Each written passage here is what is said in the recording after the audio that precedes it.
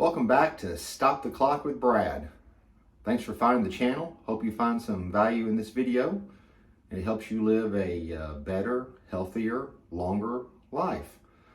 Thanks for everyone who's subscribed already, all the likes, all the views, all the comments.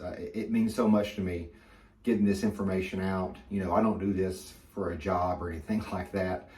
I just want to get this information out because I struggled so many years eating that standard American diet, suffered with inflammation that I didn't know was inflammation, sore joints, everything that kept me out of the gym.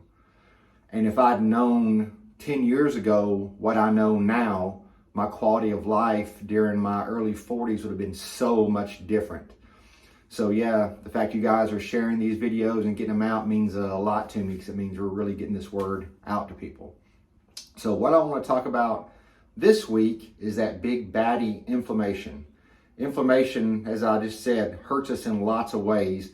Not only does it attack our joints and make us not feel good, it can lead to different things like heart disease, diabetes, cancer, Alzheimer's. It's been linked as a player in all those in various studies.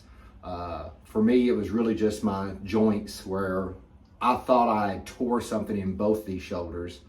Thought I had arthritis in this elbow. That's how bad it was. If I slept on it, I could barely move it the next morning. My wife kept pushing me to have surgery, which I didn't want to have. And kind of found out I wouldn't have probably needed it unless, of course, I get the wrong doctor who just wants to make that money and cuts me anyways, right? But yeah, this was all caused by inflammation. Well, why? Well, the diet I was eating, the carbs, the sugar. Carbs and sugar are a big driver of inflammation. Well, if you're on this channel, you're probably not eating lots of carbs and sugar and processed food, so your inflammation should be lower. But as we get older and our cells start to break down, things happen, and they're called senescent cells, and these kind of drift around our bodies like zombies almost, and they're drivers of inflammation. They're just little cells that are just pulsing it out. So, you know, as we get older, we have these problems, we don't know why.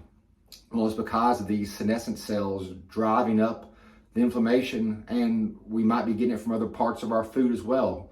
You know, we're on the carnivore or keto diet, but if you're eating grain-fed beef, it's higher in these inflammation issues because of the grain that they eat. It comes from grain. If you're someone that enjoys chicken, you know, I enjoy chicken wings as much as the next guy, but chicken is higher in inflammatory properties. Why? Well, the omega-6 to omega-3 variants. Omega-6 has been shown to be a higher driver of inflammation, where omega-3 actually helps to mitigate it and bring it down. The problem we have today is so much of the things we eat are high in omega-6s. The things we just talked about, the grain-fed beef, the chicken, the processed food, full of it. If you go out into just like a grocery store and shop all inside of it, it's loaded with omega-6s. And we can really only get omega-3s from fatty fish, sardines, tuna, that kind of thing. While I'm here in Turkey, I found another great thing for fighting inflammation, hazelnuts. Hazelnuts, yeah, the same thing that they make Nutella with, are super high in omega-3s and lower in omega-6.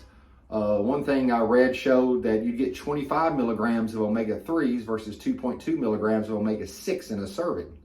So that's great.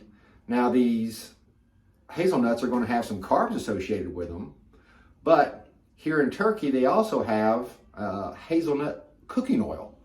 It's like avocado oil or olive oil, but it lies kind of in between it kind of lies in between avocado oil and olive oil with the smoke point. The smoke point's in the mid 400s.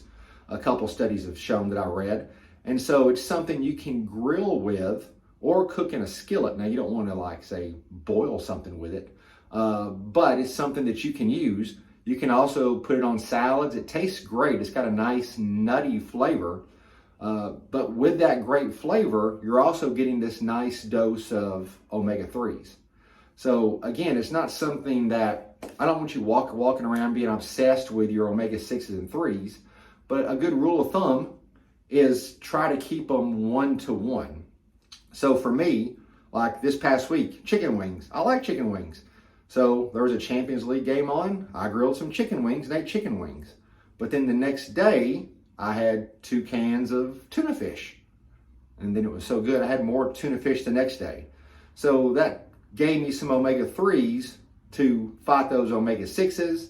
I had some beef. I think it was grass finished. But on top of that beef, I put hazelnut oil as the binder for my rub. So now I'm putting omega-3s on top of that, perhaps omega-6 steak, and working to keep my ratio 1-to-1 as much as possible, because it's something that we're going to fight as we get older. So if we just kind of get more tools in our toolbox that we can use to keep that ratio better, that's really going to help us keep our inflammation down, keep us feeling good, because if we feel good, we want to go out and do good. I can't go to the gym, you can't go to the gym, you don't want to go out and run if your joints are sore. So if our inflammation is lower and our joints feel good, we can get out there and do those things that help us feel good, slow down aging, and live the life we want to have. Remember, if we're going to live longer, we want to feel good as we age, get our health span caught up to our lifespan. I don't want to live 30 years in a wheelchair. That's not my idea of a good time. So that's all I want to talk about this week. Just another thing that you can look for to get into your arsenal to help fight these things that we combat as we age. I know there's hazelnut oil for sale by a couple companies in America. There's like 7 or 8 of them here in Turkey. And then the Turkish hazelnuts, I do know, have a higher fat content.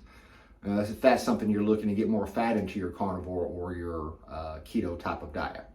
So that's the show for this week. Thanks everybody for watching. If you liked it, please give it a thumbs up. If you really liked it, subscribe. And remember, aging is a choice.